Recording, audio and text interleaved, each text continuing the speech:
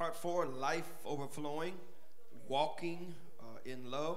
Our anchor scripture is from Ephesians chapter 5, and we're going to look at verses 1 and 2 as we talk about walking in love.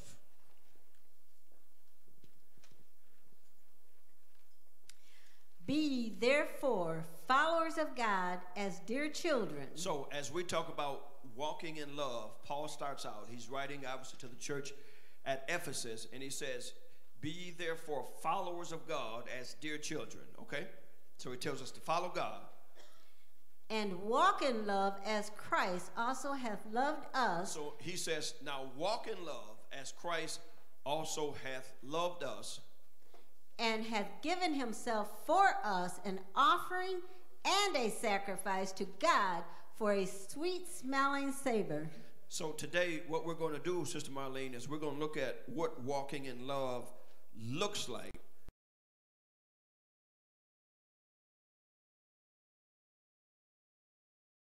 With this love and walking in it, that means a way of life, okay?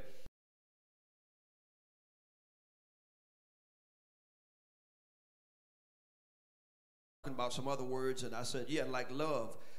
It's funny how we will tell you I love you, and then the next sentence say I love a cheeseburger. So the word is water. It doesn't mean anything. Because how would you know what I mean? I love that movie. You love the movie? You see, and then we turn around and tell you we love you. So the word like means nothing. So we're going to look at not what walking in love sounds like, Reverend Jackson. Not what it feels like, because we feel it too. If you love me, I'll love you back. If you are difficult, then we don't love you. That's not, you see what I'm saying? That's not love. So today we're actually going to look at what walking in love looks like, and we're going to look at it in this area of forgiveness. Okay? Because if it's one thing that is holding up the universal church, and obviously universal church, it's lack of forgiveness by the same people who say they love God. But the lack of forgiveness shows you don't. I'm going to show you. Because we'll say that so easy, oh, I love God. And then you hold a grudge for 20 years like, do you know what love is? And if you're going to show it, the number one area of evidence that you love God is that you forgive. So we'll see that as we go through. Go ahead, Reen. Who got the... Hold on, sweetie. She's going to bring you the mic. And then they get offended if you tell them that they don't love God because they can't forgive them. How you going to tell me? Right, exactly. Yeah. You're right. Yeah. And we're going to look at that as we look at here today. So we're going to deal with this walking in love, okay? The walk of the believer is a key matter to Paul, okay? He has introduced the fact that ours is to be a worthy walk, okay? Ephesians 1:4 tells us that our walk should be worthy, okay? He says, I therefore, the prisoner of the Lord. Once again, he didn't say the prisoner of Ephesus. Down there, even though he was in prison, he said the prisoner of the Lord. He said, beseech you that you should walk worthy of the vocation wherewith you have been called. Okay? So again, the walk has to be worthy. Mike, the walk has to be different. You have been called out of darkness into the marvelous light. You cannot continue to walk like you in darkness and then tell people that you're in the light. It won't work. And then a walk different from the world's walk. Watch what Ephesians 4:17 says. Because we are to walk worthy. He said, this I say therefore, and testify in the Lord, that ye henceforth walk not as other Gentiles walk, in the vanity of their mind. Okay? You can't look so much like the world that can't nobody tell the difference. I mean, Donnell, you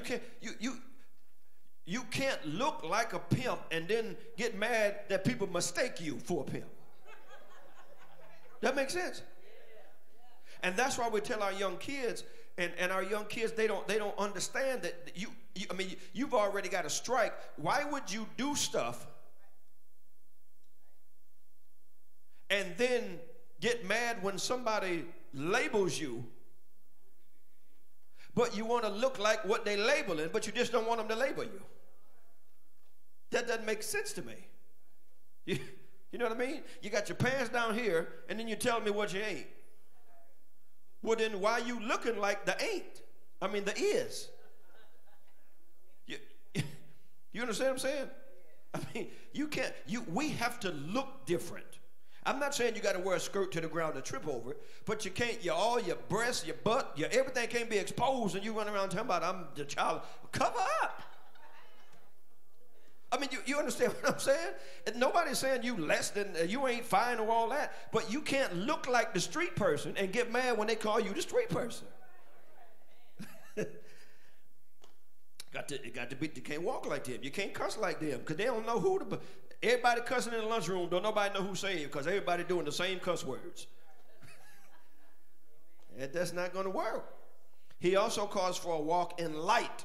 Watch what he says in Ephesians 5:8. For you were sometimes darkness, but now you are light in the Lord. So walk as children of light. Walk like you know better. You've been taught better than that. You know what I mean? Walk like you know better, because you do know better. Okay? And walk in wisdom. 5:15. We're going to walk in wisdom. 5:15. And we're going to stop about 10 minutes early because Kira's going to do her oration today. So we'll give her that time. See then that you walk circumspectly. See, he says, Andrew, don't walk as a fool. Right? I mean, a fool should be evident and obvious. If me and Andrew and Delbert is out eating, they shouldn't have to figure out who the fool is. It's going to be Delbert. It ain't going to be me and Andrew. We're going to be upright. I mean, it's going to be apparent that it ain't me and Andrew. So we can't walk like them. You understand? What Delbert at, Sean? It's got to be, I'm just kidding, but it's got to be, don't walk like them. Okay. Pastor? Go ahead, Donna.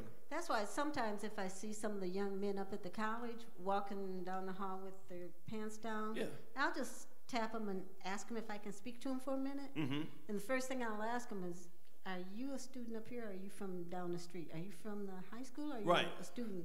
And they'll say, yeah, I'm up here. And I'll say, oh, okay. Can I speak to you for a minute? And they'll say, yeah. And I'll say, you know, if you're up here, then you apparently have a goal in mind. You're thinking right. about becoming someone or working on being someone. Right.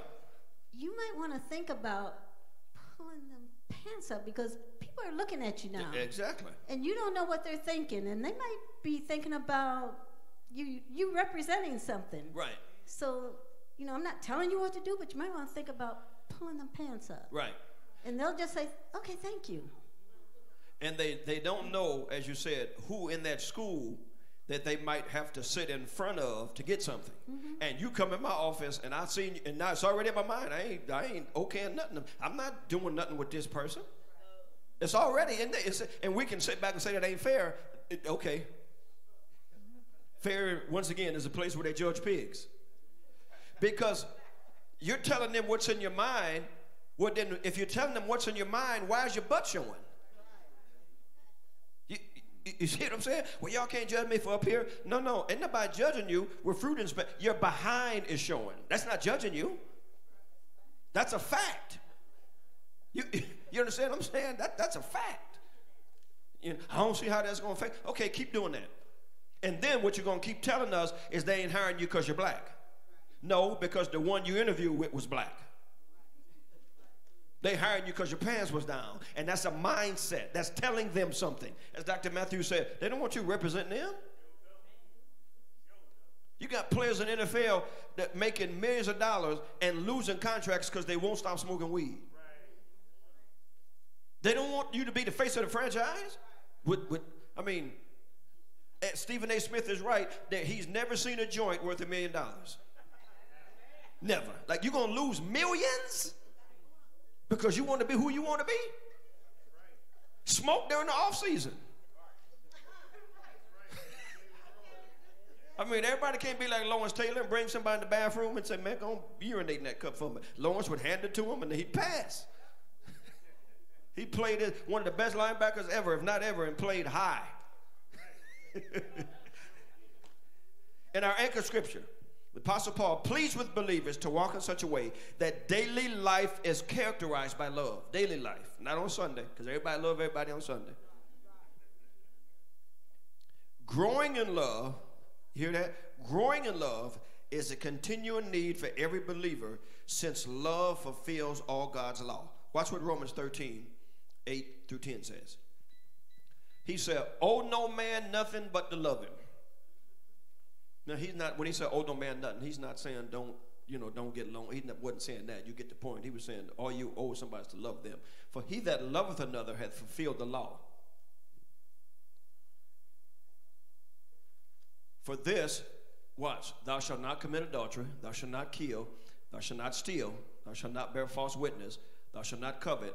If there be any other commandment, it is briefly comprehended in this saying, namely, thou shalt love thy neighbor as yourself. Keep that verse there for a minute, Nicole. Put the other verse back, sweetie. There you go. Because what he said, remember, he said love is the feeling of your neighbor. So, Gloria, if I love my neighbor, then I'm not going to commit adultery with the neighbor. If I love him, I ain't going to kill him. If I love him, I'm not going to steal from you. If I love you, I'm not going to lie on you. If I love you, I'm not going to covet. You see how love fulfills everything? Alan, he's going, if you love, you wouldn't do that. So love fulfills all that stuff. Because who you going to kill that you love? Nobody. You kill people you mad at or you hate. Now, some people, they call them crimes of passion. That's a lie. It's a crime of hate. You don't love nobody until I killed you because I loved her that much. That's nonsense. I mean, Alan, that don't make sense. I love you so much, I'm going to kill you. Well, why don't you love you and kill you first? Watch number 10, verse 10. Love worketh no ill to his neighbor, therefore love is the fulfilling of the law. If you love your neighbor, you won't hurt him or her. And neighbor is just not the person, obviously we know from the parable, next door to you. Your neighbor is anybody in need or anybody that's close that you pass. Your neighbor can be across town somewhere, okay? So as we grow in love, and you keep hearing that, as we grow in love, yeah, you don't get in love and stay, you grow. There is nowhere in the world a husband and a wife who've been married 30, 40 years the love should have grown in that 30. I'm not saying that you didn't love him the day you did, but the love should have grown. There ought to be more things you see in that person that you love every day instead of, I can't stand this and that and this and that. No, you ought to grow in love. You know, you should anyway. Y'all got a little quiet on me, but I'm going to keep on going. As we grow in love, we also see the need to be even more loving. And since biblically defined love is so contrary to the flesh, we are always in need of reminders and encouragements to love. Okay? Now, he picks it up in verse 1. He says, therefore. Therefore, in verse 1, refers back to the last part of chapter 4, specifically verse 32 of chapter 4. Watch what this says. And be ye kind to one another, tenderhearted. You see that word I was talking about earlier? He said, forgiving one another, even as God for Christ's sake hath forgiven you. Okay? Kindness, tender-heartedness, and forgiveness, these are characteristics of God, who the Bible says is love. Okay? Watch what verse 1 John 4:7 says. Beloved, let us love one another, for love is of God, and everyone that loveth is born of God and knoweth God. Watch verse 8. He that loveth not knoweth not God, for God is love. And that's exactly what Reen said earlier. They will fight you and tell you, you can't tell me. Well, that's what the scripture said. The scripture said, if you don't love, you don't know God. And they would tell us, no, I do know God. Well, that ain't what the scripture said. You see what I'm saying?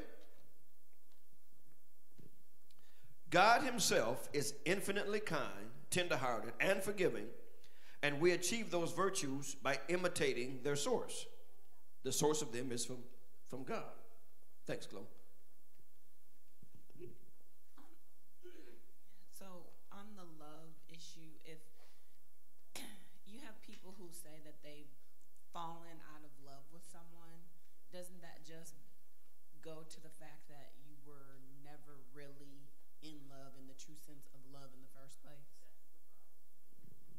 Yeah, that get back again to the biblical definition of love. Now, they may have loved something about the person. They may have loved some fun or some things. Now, two people could still love one another.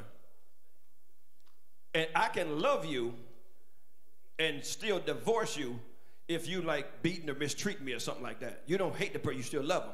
But obviously the other person doesn't, because nobody would love you and beat you or mistreat you. But you're right, you don't love that part. So you can divorce someone and you don't hate them. You just ain't gonna be a welcome mat and put up with. I mean, you ain't gonna treat me. I mean, you know what I'm saying. So just because you depart doesn't mean that. Because people break up all the time, and some of them actually still do love each other, not in the sense that they can be together. You understand what I'm saying? So, but a lot of the infatuation and things we like about somebody we get caught up in, because in that sense you can't fall out of. If you're in love, you can't fall out of it. And then again, if somebody's how they're treating you is an indication of what they really love you, not what they say. Because you're not going to hit or beat or mistreat nothing that you love. So we may say I love you, but that's not, I wouldn't be putting my hands on you if I did. You understand what I'm saying? Is that still in the sense of saying that, okay, I love you, but I'm not in love with you, but I love you, but not in love with you? Yeah, because you and I love each other, but we ain't in love. Yeah, that type thing. You can definitely do that. Yeah, because you remember, you got the agape, then you got the phileo, and you got the eros. And most of our love is eros. It's sexual. The minute you stop doing what I think you ought to be doing or whatever, that's when you have them. You know, that's when the contracts and all that stuff come in. So yeah, there's the eros, the phileo, and the agape love. And the agape love is the unconditional love. It's not based on what you do or not based on the performance. I just love you, you know.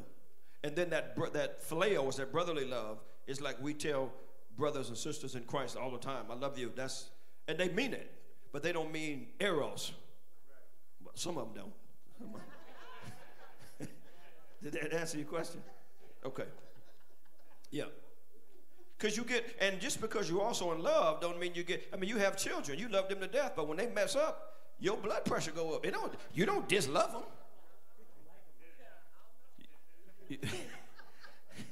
You love them, you just don't like what they're doing or the behavior, but you still love them.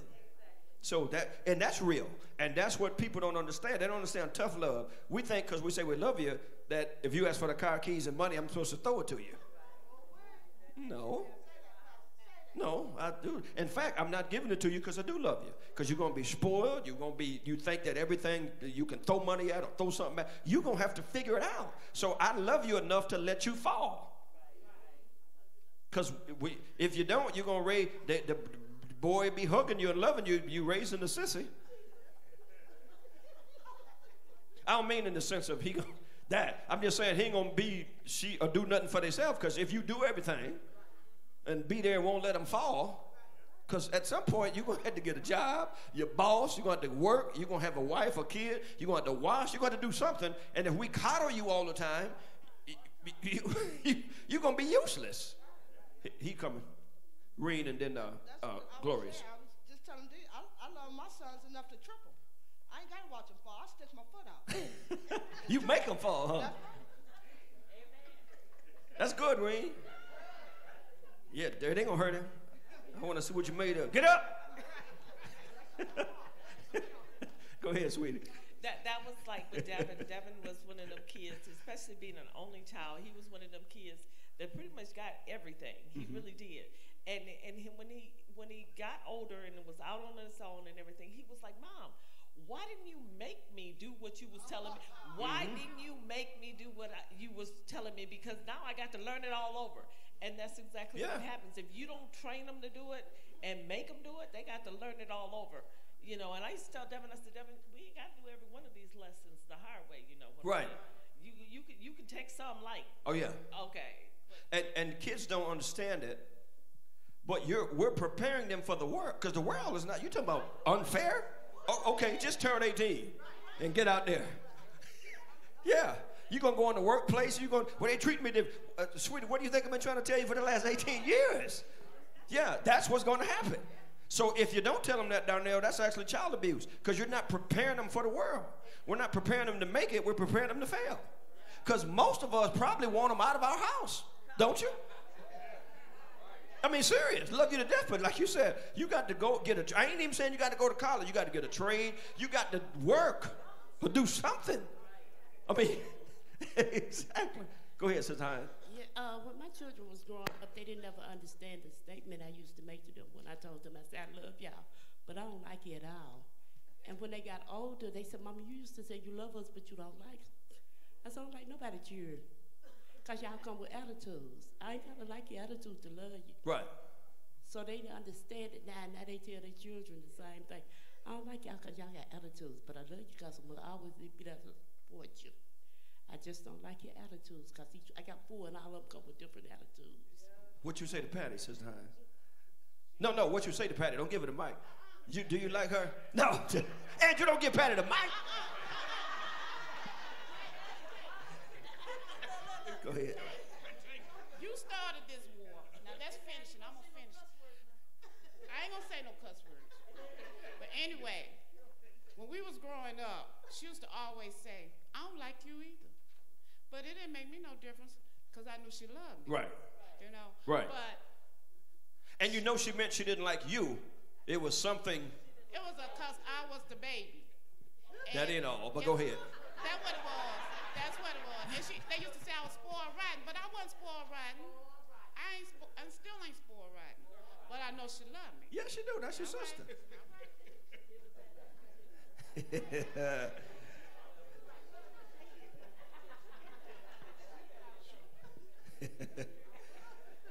Look at this word. Mimetes, imitator, is a term from which we get mimic, someone who copies specific characteristics of another person. We've all seen that. All right. As imitators of God, though, Christians are to imitate God's characteristics and above all, his love. Okay? According to Romans 5:5, imitating God's love is possible through the Holy Spirit. Let's look at that. So it's possible. Okay? Says Dominique, Robinique, it's possible. And hope maketh not ashamed, because here it is, the love of God is shared abroad in our hearts by the Holy Ghost, which is given unto us. So, Sister Alicia, that verse says, the love of God is shared abroad in our hearts. So when we're praying, God, give me more love to love people, we ain't serious. It's already in there. We just don't want to do it. God, give me love to love. It's already in there. You can love Darnell, you just don't want to. It's in the, it's already in there. And we talking about, God, let me love him. God going, stop playing. Because it's already in there. Okay? Now, imitating God's love, as I said, is possible to all of us. I like this, Dr. Matthews. When Alexander the Great discovered a coward in his army who also was named Alexander, he told the soldier, renounce your cowardice or renounce your name. Because that ain't characteristic of Alexander. You see that?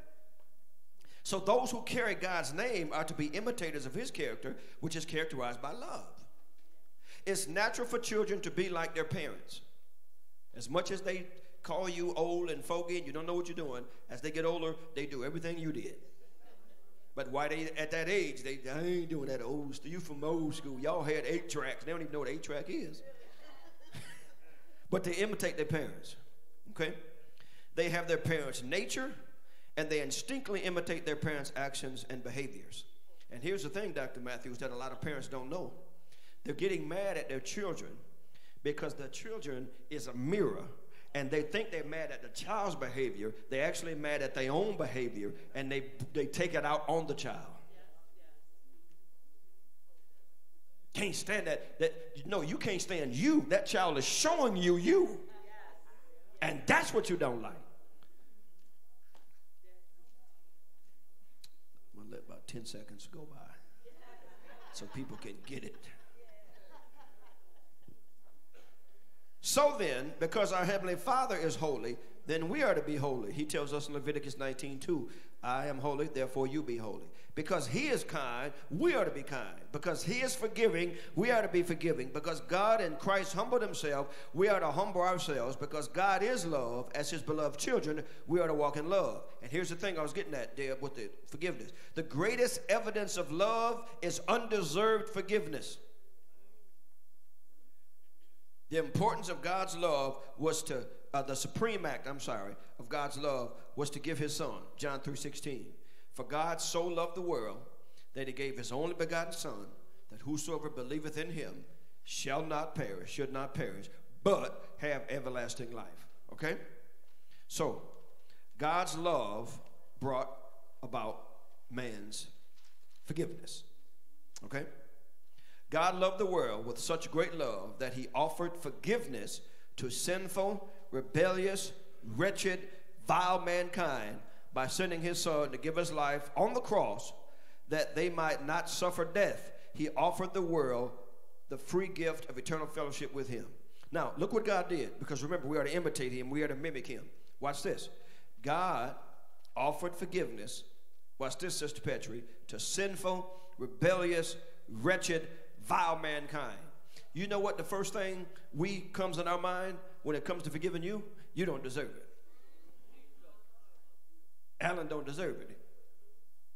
Sister Lang don't deserve it. Now, we want God to give us his undeserved forgiveness. Well, I don't want to give it to Leisha because she deserved that.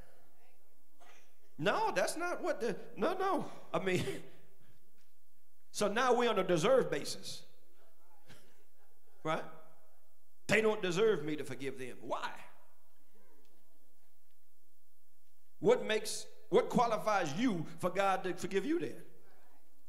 See, we want God to deal with us differently than we want to deal with other people. And I always tell people, I'm glad God ain't like you. Because, man, the grudge you hold against me, what if God held it against you?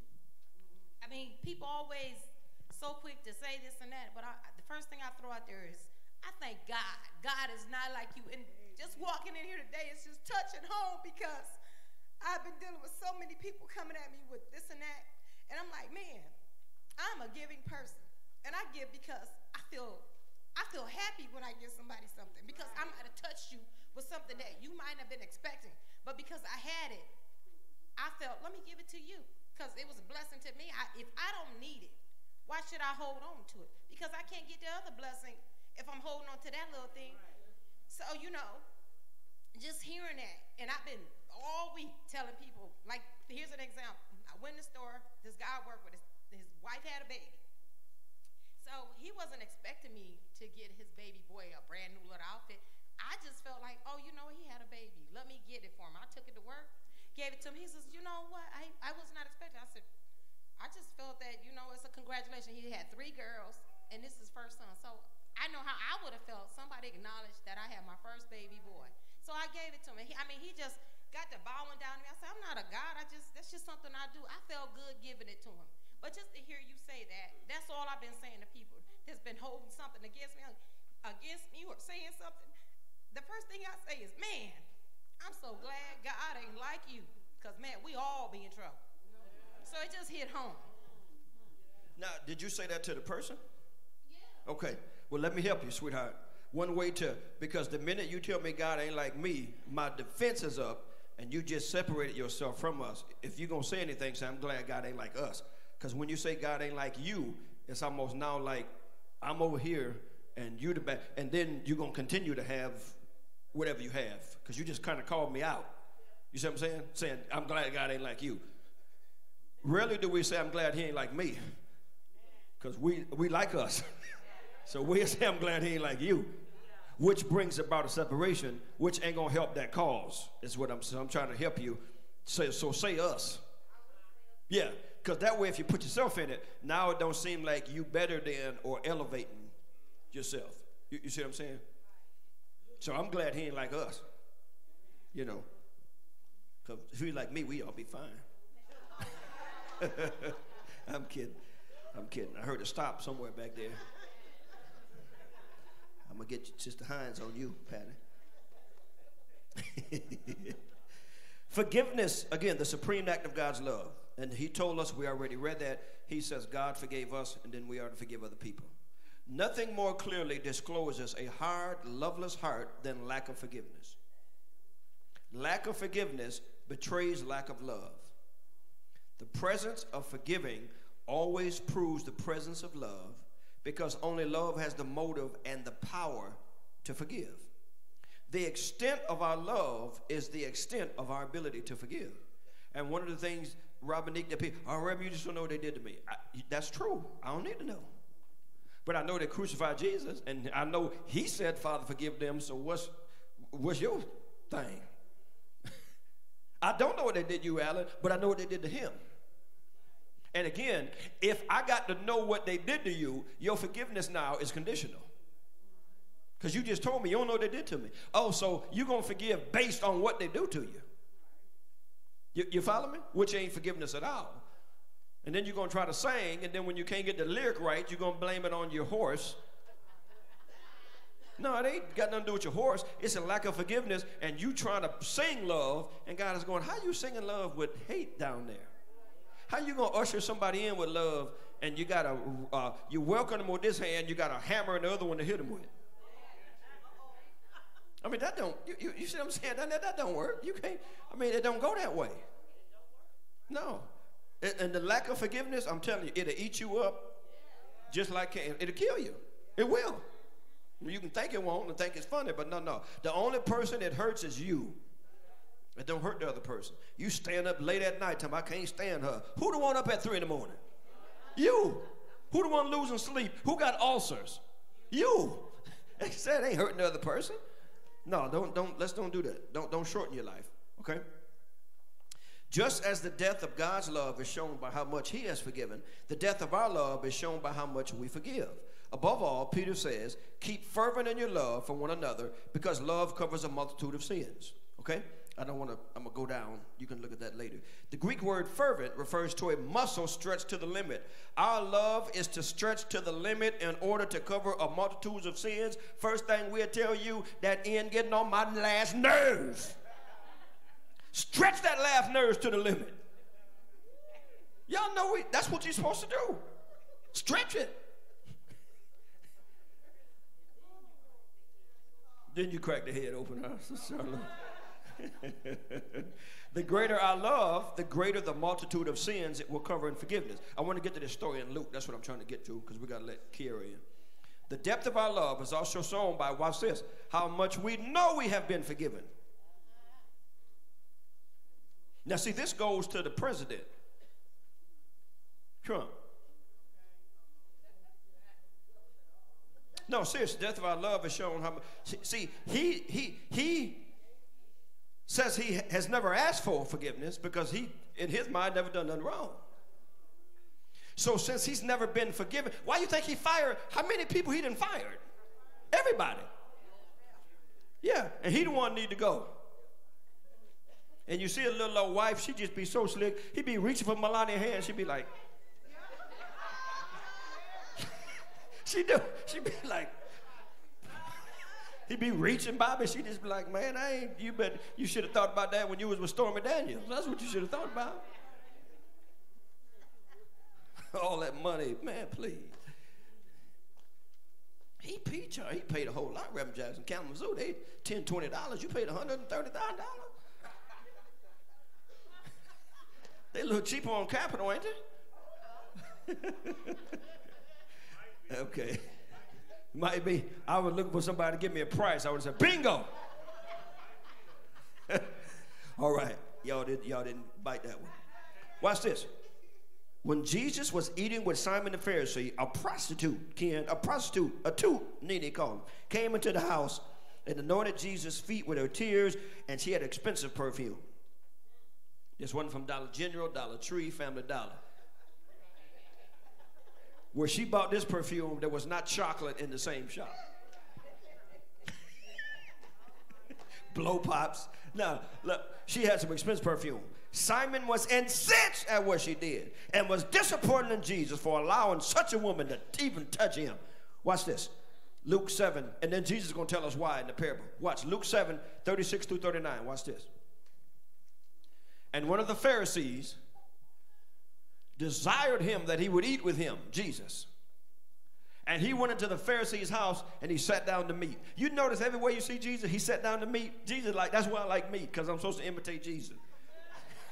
Bringing me that bread. Bread's fine if meat coming, but don't try to fill me up with bread and give me one wing. Like, no. Give me 4 wings or no bread. That's the way me and Reen roll. I don't want no bread. Bobby, that's a filler. No, bring me the meat. Jesus sat at meat. And behold, a woman in the city which was a sinner. Everybody knew it. She was a toot. When she knew that Jesus sat at meat, there it is again, in the Pharisee's house, she brought, now this woman, first of all, wasn't invited. And you know what color she was, because y'all the only ones to show up to a wedding and a funeral. They wasn't invited to either one of them. Invitation only, and black folk gonna show up and get mad at you. Now you didn't RSVP for 50 and 100 folks show up at the wedding. And then talking about you ran out of food. We didn't run out. You wasn't on the list, baby. Y'all know we'll crash a wedding in the middle. Wasn't invited, don't even like the person. And Facebook it live. Look at the menu. They ain't even got no food. You ain't even supposed to be in there. And then some of y'all so nice who try to accommodate them and pull out chairs. No. You have a list for a reason. Your name ain't on it. You need to go to Columbia and find something to eat. And that don't mean I don't love you. It means you should have registered or pre-registered. Or if I didn't invite you, I didn't invite you for a reason. I didn't want you there. So this woman showed up with an alabaster box of ointment. Watch what she did. And stood at his feet behind him, weeping, crying behind Jesus. And he didn't say that. She began to wash his feet with tears. Now, you know how much you got to be crying to wash some feet? I mean, you get a drop on it, you can get a toenail, baby toenail. If you're washing his feet, water flowing out your eyes. And wiped them with her hair of her head. Lisa, she has some locks, she has some hair. And then she kissed his feet. And then she anointed them with that ointment. Now when Simon, which had bidden, saw it, Simon, he spake within himself. But see, you got to know, Coleman, Jesus can hear you when you talk to yourself. He wasn't talking, he didn't say nothing out loud. Look, Ariane, he said within himself, this man, wait a minute now, when you invited me, I was the man. Now you said, this man, if he were a prophet, he would have known who and what manner of woman this is that touch him, for she's a sinner. You see how we view other people? You let somebody come to church dressed a little different, smell a little different. They shouldn't have came in here. When I first got here, Bobby Ruffin, you can say what you want about Bobby Ruffin. Bobby Ruffin, Bobby had everybody. He introduced me to everybody. Everybody. And folk was talking about Bobby wasn't bringing nobody but crackheads around. My question was, who you bringing? Because the religious folk down there wasn't bringing nobody in, and Bobby keep bringing somebody every week. I'm like, well, that's what Jesus told us to do. So you talking about who he bringing, and you got a list of zeros. You see what I'm saying? Why they bringing him? Because listen, the hospital is for sick folk. He said he's eating and touching sinful people. That's just what he said. Okay? Did we do verse 39? Or was that it? Okay. Now, let's look how Jesus responded in verses 40 through 47 by telling him a parable. Jesus answered and said, Simon, I have somewhat to say unto you. He knew. Remember, Simon talked within himself, and he said, Simon, I heard you. I heard what you said. And he said, I got something to say to you. And watch Simon. Master, say, Master, in your heart you said this man. Watch this. He said, listen. There was a certain creditor, and Jesus, you talking about storytelling. Man, he said, there was a certain, now he knew he was going all alone. And Alicia, he could have told Simon, I'm glad I ain't like you, but instead he told a story. So get a story next time. Say, there was a certain creditor. Yeah, just, I'll help you, sweetheart. Man, you would do it. There was a certain creditor which had 2 debtors. The one owed him 500 pence, and the other 50. See, Jesus, he awesome storyteller. He said, and when they had nothing to pay, he frankly forgave both of them. Now remember now y'all, if anybody get this parable, it's black people. Somebody owe you $5,000 and somebody owe you 50. Y'all know what? We'll kill for $50. And they couldn't pay him, so he gave both of them. He said, tell me, which one will love him the most? Now, y'all tell me, which one going to love him the most? The one that owed him $5,000. That's the one going to be like, whoo. Hold on. Oh, thank you, sweetheart. You were so nice. I thought you were trying to feel on me. Thank you, sister friend. I'm messing with you, sweet. No, I'm messing with you, baby girl. Thank you for hooking me up. Anything else? Hold on. That's my girl. That's Sister Freeman. Everybody else saw that. My mama sitting there, white. Ain't nobody said nothing. My wife sitting right there, Kim. She can't see out one eye, so I understand. Thanks, Sister Freeman. God gonna bless you. Ain't the Lord? Won't he do it? Watch this. Simon answered and said, I suppose that he knew. He supposed. Now, see, he know Jesus got him on the hook. He said, I suppose the one that he forgave the most. And he said, you has rightly judged. He said, but now let me tell you something, Simon. He said, he turned to the woman that everybody was going, you see that sinner skank? He turned to that one and said, Simon, you see this woman? He called her a woman. He didn't call her a sinner like Simon. You see that? He said, you see this woman? Which was the highest term you could call somebody in that day. He said, when I entered your house, you didn't give me no water for my feet. It was customary, Sister Hazel, when I came to see you, because it was dusty in Palestine, you or your servant or somebody in your house would wash anybody's feet. Or if you came to my house, somebody in the cold would wash your feet. Okay. Yeah, she'd wash your feet. That was the custom. But watch it, there she said, there. He said, but she washed my feet with tears and wiped them with the hairs of her head. You know how black women care about their hair? She didn't. She wiped them. He said, Simon, you gave me no kiss. But this woman, since the time I came in, she has not stopped kissing. She ain't kissing him on the lips. She kissing his feet. It's right there. My head with oil you didn't anoint, but this woman has anointed my feet with that expensive cologne, perfume, Gloria Vanderbilt, and all that stuff. Wherefore I say unto you, her sins, which are many, are forgiven. Now, let me show you something. Bobby, when did this lady, Bobby left on me, when did this lady ask him for forgiveness? She showed it. She didn't say, I love you. She showed it. Sharon, she never said, I want to be forgiven. He saw her act, and Lorraine, he said, their sins are forgiven. The lady ain't asked for it, but he showed her. For she loved much, but to whom little is given, the same loveth little. You see that? Because Simon had no real sense of the enormity of the sin in his own life, and therefore, since no need for forgiveness, he was unforgiving of others, especially those whom he considered moral and social outcasts. He didn't see the sin in his own life, Sean. He saw it in somebody else's. You tell me that ain't us.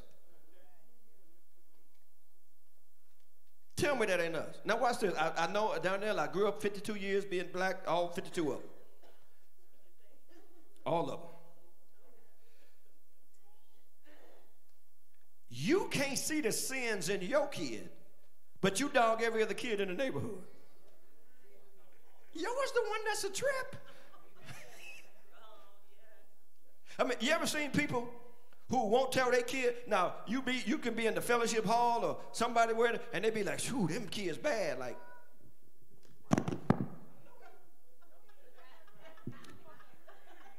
them kids bad? What about yours? But we see yours. Everything they do. And then we even start talking about the parents. If that was me, well, it is you, because yours bad. Y'all know what I'm just saying. You want to whoop somebody else's kid and won't whoop yours. That's the way it is, Mike. That mirror show you something. Unforgiveness is the measure of self-righteousness. Just as forgiveness is a measure of love. Our ability to love, therefore to forgive, depends on our sense of how much God has forgiven us. Listen, if you really recognize how much God forgave you for, you would never say anything about anybody.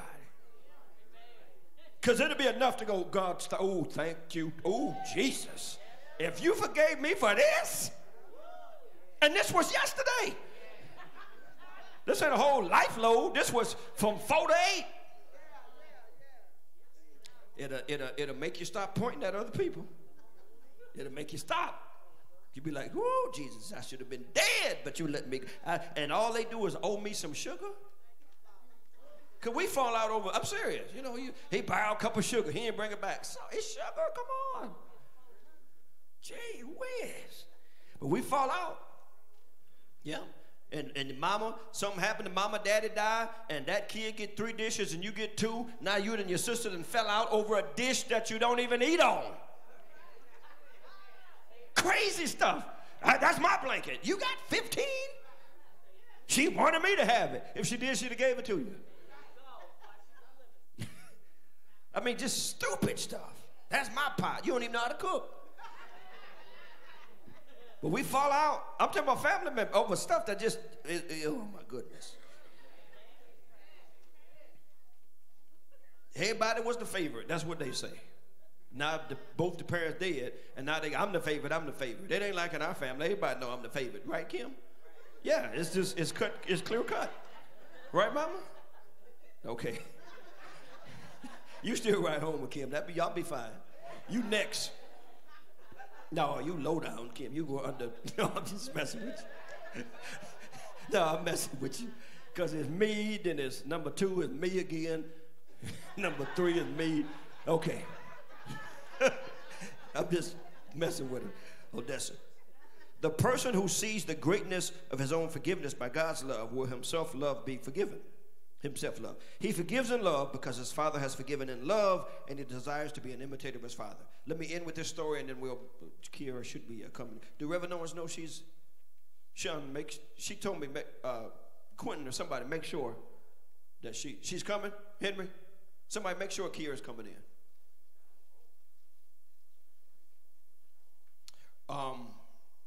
Robert Falconer, this story, if this story don't do something to you, then that means ain't nothing. We got to check you. Okay. Robert Falconer tells a story, Anthony, of his witnessing among the destitute people in a certain city, and of reading them the story of the woman who wiped Jesus' feet with her tears. He read this girl, the story that we just read. While he was reading, he heard a loud sob and looked up at a young, thin girl whose face was disfigured by smallpox. After he spoke a few words of encouragement to her, she said, "Will he ever come again? The one who forgave the woman." "I have heard that he will come again." "Will it be soon?" "He could come at any time, but why do you ask?" Falconer replied. After sobbing again uncontrollably, she said, "Sir, can he wait a little while? My hair ain't long enough yet to wipe his feet." Now, if that don't move you, then you something wrong. She understood. The whole of the Christian life is the reproduction of godliness as seen in the person of Christ. And what better way to show the reproduction than in us forgiving someone? Instead of just touting, "I love you, I love you, I love you." Yeah, everybody can say that. But there's so much, exactly. Because remember, that lady never asked for forgiveness. She went in there and her action showed it to him. And he said, "This woman, her sins are forgiven." She never asked him, Gloria, never. It was her actions. He said, "I can see it." We want to be minus the action and just have all the talk. I mean, Janet Jackson was right. What have you done for me lately? At some point, you need to do something. I mean, if you love, bring a fly. Husbands, listen. If you love I ain't saying you don't love them, but show it. Bring a unannounced. Don't wait for Valentine's Day or Sweetest Day. Take them a flower, a cupcake. Do something. Yeah, I mean, cook if you can. Buy the food if you can't cook. But do something. You don't want nobody just telling you they love you and then asking you, "I love you, baby. Baby, can I borrow 50? Wait. Borrow? What? He's supposed to be giving you. So, and I'm not saying it has to do with money. I mean, write a note, leave it on the car. It's something you can do to show it. That's all I'm saying. And one of the greatest evidences is for us to forgive people. Because if we don't forgive people, we don't understand what Christ did to us. And going back to that scripture, what Lorene said, you can shout and ball your fists up all day, but the Bible said, if you don't love, you don't know God. Now, then they want to tell you, then they start quoting scriptures that they don't know where they at. I think it's in the book of Samson. That's not a book. Okay? So let's, if there's one thing we need to do, love somebody. There may be somebody somebody over here after Sunday school may need to walk over there and say, look, I forgive you. And they don't even know why. But it frees that person. We had a person at Mount Zion, Nicole ain't never said a word to the girl. The girl didn't like her because other people told her stuff. The girl called Nicole out the blue and said, I'm sorry, will you forgive me? Nicole, the girl ain't never spoke to Nicole. But it was eating her up. She said, I was believing what other people were saying. And that's another thing in church. Oh my God. Why is somebody influencing you not to like somebody? You fine with them, but your girl don't like them or your boy don't like them. That's kindergarten stuff. I mean, give me a break. You old enough to know who you like and don't like? Or should be, okay? We're getting ready now for Kiera's going to be, it's less than a month now. It's April 13th. And the contest is on the 13th, which is a Friday night in Grand Rapids. We'll have the bus and or van, whatever we need, because we're going to go support her. That's my baby girl. That's my daughter. That's our sister in Christ. And she's going to she's representing Macedonia in the oratorical contest for the Chain Lake District. So being that it's less than a month, every Sunday school lesson up to there, we're going to give her this opportunity to do that. It's very hard. They got to remember over 500 to memory now. Over 500 words to memory. The judges will have the sheet. So if they mess up on a word, me and you might not know, but the judges will. So it's very difficult. I thank her for doing that. We're going to support her. There's no, Darius, you get that door. Quentin, you get that door. Make sure nobody comes in or out. There's no talking. You can't clap. You can't say amen to nothing until she is finished, okay? So I'm going to turn you over to her and Reverend Owens. And then you coming down, Delbert? Can you just scoot this over there for me, please? Good morning. Good morning. Kiera Moomin is our representative for